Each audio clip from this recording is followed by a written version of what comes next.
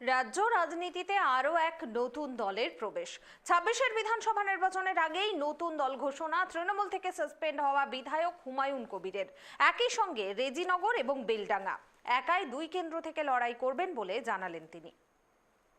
বঙ্গ রাজনীতিতে বদলাচ্ছে সমীকরণ। ২০২১ সালের বিধানসভা নির্বাচনের আগে তৈরি হয়েছিল নওশাদ সিদ্দিকীর ইন্ডিয়ান সেকুলার ফ্রন্ট বা আইএসএফ। জিতে বিধায়কও হন নওশাদ। এবার ২৬ নির্বাচনের আগে হুমায়ুন কবিরের দল। পূর্ব ঘোষণা মতো সোমবার দুপুরে মির্জাপুর মোড়ে জনসভা থেকে নতুন দলের ঘোষণা হুমায়ুনের। সাসপেন্ডেড বিধায়কের নয়া দলের নাম হচ্ছে জনতা উন্নয়ন পার্টি। শুধু তাই নয়, আগামী নির্বাচন অর্থাৎ ২৬-এর বিধানসভা নির্বাচনে একাধিক আসনে প্রার্থীর নামও ঘোষণা করেন হুমায়ুন। রেজিনগর এবং বেলডাঙ্গা কেন্দ্র থেকে একাই লড়াই করবেন হুমায়ুন কবির।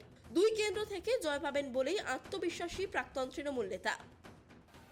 আমি নিজে আমার পার্টির চেয়ারম্যান হিসাবে আমি আমার পুরনো বিধানসভা, আমার হোম বিধানসভা ৭০ রেজিনগর এবং ৭১ বেলডাঙ্গা দুটো থেকে আমি লড়াই করব এবং জিতবো ইনশাল্লাহ।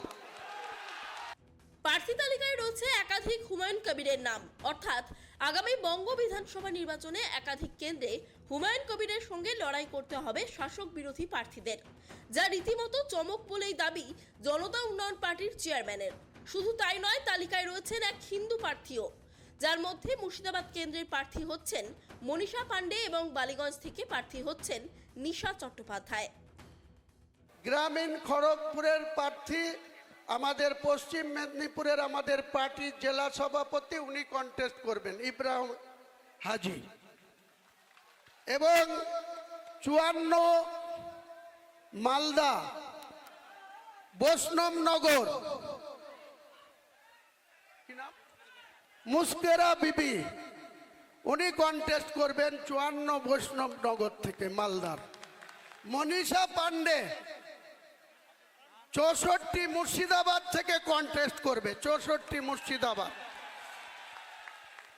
আরেকজন দেখছেন বিশিষ্ট ব্যবসায়ী, ভগবানগোলা বিধানসভা ৬২ নম্বর বিধানসভা, ওনারও নাম হুমায়ুন কবির, উনি কন্টেস্ট করবে ভগবানগোলা বিধানসভা থেকে।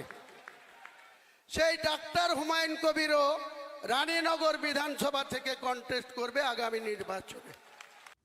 এদিন দল ঘোষণার মঞ্চ থেকে একদিকে ফিরহাদ হাকিমকে হুঁশিয়ারি দেন, অন্যদিকে অভিষেক বন্দ্যোপাধ্যায়ের প্রশংসা শোনা যায় হুমায়ুনের বক্তব্যে। কিন্তু আমি চ্যালেঞ্জ করছি, আমি বেঁচে থাকলে মমতা বন্দ্যোপাধ্যায় জোড়া ফুলের জিরো করব, জিরো করব, জিরো করব। ২৬-এর ভোটের আগে হুমায়ুন কবিরের এই নতুন দল ঘোষণা কি মুর্শিদাবাদ তথা রাজ্য রাজনীতিতে নতুন কোনো মেরুকরণ ঘটাবে? নওশাদ সিদ্দিকীর পর হুমায়ুনের এই জনতা উন্নয়ন পার্টি তৃণমূলের সংখ্যালঘু ভোট ব্যাংকে থাবা বসাতে পারে কিনা, এখন সেটাই বড় প্রশ্ন। নজর থাকবে সেদিকেই। Bureau report, KTV Bangla.